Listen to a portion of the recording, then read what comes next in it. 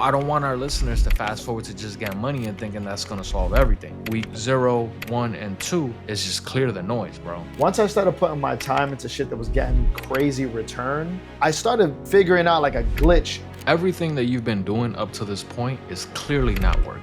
Whatever you've been doing the last 2, 3 years, 6 months, 12 months is not working. Where you put your time will give you back. You need drastic change. You need action. The bow that ties all this together is you need a reality check.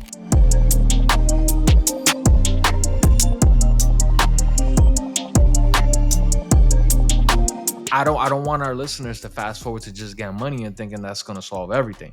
It helps, but that might be week 3, week 4. Week 0, 1, and 2 is just clear the noise, bro. Like, stop unfollowing people that don't serve you. Start adding content that inspires you. Bro, if you just had a bad breakup and you know that relationship is not going anywhere, just block her, bro. Like, you got to move on. If you found yourself around a social circle that you realize weren't your people, cut them off too. Start to mobilize yourself to find a new social circle, because I promise you, once you start to fix everything around you, then the getting job part and continuing to move forward is going to be that much easier. You don't want to accelerate to getting the job and now you got people asking you for money, wanting to borrow money. Yo, can you spot me? Or having you pay for shit, or just, you know what I mean? Like, not being a good part of your tribe. So I love that advice, bro. I'm doing prayer hands emoji. Rich really summarized this section very well, and I could tell it came from a real place because you kind of blacked out. But clear the noise is incredible. I love that. This is the part where I think we can have a little bit of fun with our guy. He's on week 3, going on week 4. His mind is right. He's fixing his friend group, clearing out his feed, all that advice we just gave. This is important to me. I wrote it down at the barbershop yesterday. Either buy a trimmer and a blade. This is probably more of like a hood thing, like more of an urban thing. Because a lot of white boys be killing it with just their hair looking crazy. But I feel like for us, nothing does justice for my inner potential, especially when I was broke, like a good haircut, bro. Like a good lineup, like a good shape. If my hairline's looking decent and my beard is looking decent, what do they say? Buena gente. I feel like a good person. I feel like a productive member of society. When you look at yourself in the mirror after a lineup or a fresh cut and you are happy and you got a little grin on you and you got a smile at what you see, that confidence boost is everything you need to continue that motion, bro. Because that'll translate into you being more social, you talking to women, you speaking eloquently during a job interview. Like that, boy, there's something about that confidence, bro, when you get that cut. Isn't it crazy? I mean, there has to be something like scientific about looking at yourself in the mirror after a haircut and being like, there he goes. That's my boy right there. That motherfucker better not run into anybody that's above a 6, because I'm snatching your hoe. That's what my mind be. After I get a haircut, I'm dangerous. Listen, that's universal. That doesn't matter what age you are, where you're from, what your ethnicity is. If you get a fresh cut and you look at yourself in the mirror and you get that confidence up, you're a dangerous man. I do want to say, even if you can't go and get a haircut, line yourself up. Learn how to cut your own hair. Even if you fuck up a few times, it's all good. You're in grind mode. You're saving $50 to $80 a haircut in your own pocket. Listen, you have to get in the right mindset and the right confidence for you to go out and do a job interview. Presenting yourself for the first time to an employer. And if you look all scruffy and your beard looks crazy, you know what I mean? And you look like a homeless person, like, chances are, bro, that they're gonna pick somebody else who maybe is a little bit more clean cut, who is just as qualified, right? So you got to put your best foot forward and present yourself physically in a way that could be appealing to an employer, especially if you're like customer facing or You know, I could. It's funny you said that, because as a hiring manager and someone that's in a position that has a team, I done been fucked up so much in my life. I done been down bad so much. I can tell a motherfucker that's fucked up when I meet them. Like, you can't put cologne and a button-up shirt on and down bad. for you. Yeah. Yeah, no, down bad is down bad. I can feel it. At the end of the interview, I'm like, yo, you want me to sell you a few hundred so you could get back home? Because you didn't get the job, but I can tell a Yeah. motherfucker who's struggling. That's because I Yeah. know it. So you're saying that translates into so many others. Yeah, not so much like getting yourself in the right social circle and going out on a date, but even something as serious as like landing a job. Because remember, all roads lead back to securing the bag. Like you have Mm. to get some money in your pocket. But week zero, you're fixing your mindset. Week one, you're clearing the noise. Week two, you're building momentum. Week three, you're starting to do things like getting a haircut, getting some clothes to build up your confidence so that week three, week four, you could land that job. And I think all these things don't work without one another.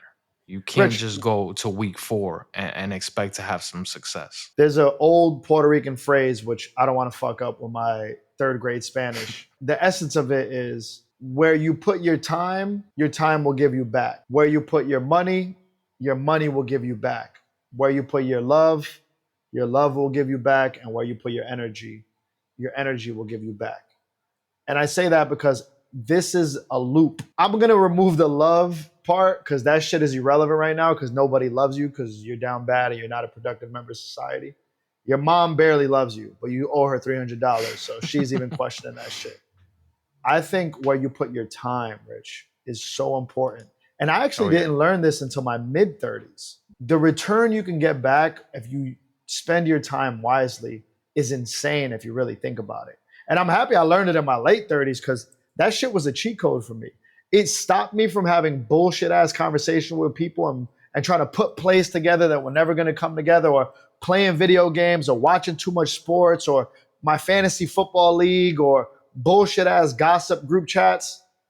Done. Once I started putting my time into shit that was getting me crazy return, I started figuring out like a glitch in the efficiency and maximizing productivity matrix. That might feel too highbrow, but I feel like a guy like that needs to hear this because he might be doing all 30 things we told him to do, but he feels like he doesn't have enough time in a day, especially if you got a bullshit part-time job just to make ends meet. That right there is Yeah. already 8 to 10 hours of your day, commuting to work, being at work. You're not getting paid more than what you're getting paid per hour. So have a good idea of what you do with your time and have a better idea of what you do with your money. I love that. And when I reflect back on, week zero to week four, I think, rather than do like, here's what you do in week five or six or seven, you should probably rinse and repeat the first 4 weeks and do that for the second half, week four, five, and six. Because what you want to do is you want to build a routine Mm. and you want to start to build discipline. If you could do something for consistently for 8 weeks, chances are that routine can turn into a habit, whether that Yeah, be going to the gym or picking up a hobby or landing that job and building the it's a workday great cadence point. that it needs. You know what I'm It's a saying? great point. So I think your advice is great, but I think that's more week 10. It's like now that you've done this routine for over eight Mm. weeks, now you got to do I said this in an earlier episode, a self snapshot of yourself, figure out, all right, I feel like I've done everything right over the last 8 weeks. What am I missing? How can I improve? Right? Where is my time going? Where's my money going? I like to edit. I would say just to remove what I said earlier, because you're right, that's probably further down the road. But what you should be asking yourself in week 3 is, why am I doing this? And how is this helping me get out of this fucked up situation I'm in? And I think that's good, Rich, because if you're just in a car with your boy talking shit for 3 hours, you have to ask yourself when you get home at 2 a.m., what was I just doing for the last 3 hours? The homies want to pop out and just get food or something, or go to Quick Check or White Castle or Taco Bell. It's cool to do that, but just be mindful of all that time you put into these people and these things. It's not an indictment on them. I know they're going to tell you, bro, you changed. It's fine. You're trying to get out of a fucking deficit. You're in a hole right now. You have no business doing anything other than what's relevant to you getting right. So you're right. The audit, the self snapshot, maybe a little further down the road, but I do want to challenge our listeners to really think about everything they're doing every day and evaluating it and asking themselves, how is this helping me get out of this hole? If it's not helping you get out of the hole or put you in a better mood, stop doing it. Because there's only 24 fucking hours in a day. You could only do but so much. Everything that you've been doing up to this point is clearly not working. If you have no job, no girl, you're not happy with the way you look physically, and you feel like you're in pain, bro, those you know what I mean? Like, you need a reality check. Whatever you've been doing the last 2, 3 years, 6 months, 12 months is not working. You need drastic change. You need action. The bow that ties all this together is you need a reality check. Start to move, start to get some motion, start to solve these problems one at a time. You said this earlier, like, oh man, the victim mentality, like feeling bad for yourself. It's like, bro, you have a lot of things that are not going right for you, that are not going your way. And I don't know if that's helpful for this community because they're very vulnerable, but I don't have space in my body for That's it. cool.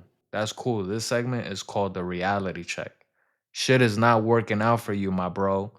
You have to change something. At this moment, this is when the young man goes to either a substance, goes to their mother or their grandmother to get that warm shoulder to lean on and tell them everything's gonna be all right. And Uncle Rich is just telling you, nah, bro, this is not what you need right now. You need Yeah. reality to whip your ass and tell you that everything you've done, if everything you've done to this moment got you here, then obviously everything you're doing is not working. We definitely need to give them the sort of 4 to 8 week reset framework, because we're not just gonna sit here and shit on you and tell you that you need to get up and do something and not tell you what to This is do. crucial. Yeah. This is the mindset. You got to Yes. get out of the mindset. I know we're wrapping up the episode here, but there's something I have to say because I just from reading all the community notes, if you're down bad, if you have a negative withdrawn bank account, or you got no funds in your pocket, your girl broke up with you, you're overweight, you're living with your mom, listen to me. You have no fucking business popping out, going on a vacation, or doing anything that your group of friends are doing that you have no financial or mental or time to give that shit, because it's just gonna put you in more of a loop. The more you do shit that you have no business doing, the more you get caught into a loop of wanting to keep up with it. Keeping up with the Joneses. This shit happened to me, Rich. My girlfriend in college was my girl when I was out of college. And she did very well for herself because she was really smart and got a great job out of college. Me, not so much. Didn't have a job out of college, was struggling to get into the music business. I had to do the most fucking oddest jobs in the world just to keep myself afloat. And I remember this shit broke my brain because I had too much pride and it really set me back like 6 months. She told me one time after I had just lost my job, but I didn't tell her because I was too prideful to tell her. Hey, I'm going to Europe with my coworkers. You're more than welcome to come. Which, now thinking about it, at 39, that was fucked up. She knew what she was doing. But anyway, I didn't have the money, bro. And I wound up getting a little jealous about the idea of her going on vacation to Europe with 3 of her male coworkers and 2 of her girl coworkers, which Yeah. seems like an even ratio. Do I look like a fucking idiot? But anyway, I didn't have no funds. I didn't have no pride at that time, and I just lost my job. So I really didn't speak up for myself, which I probably should have.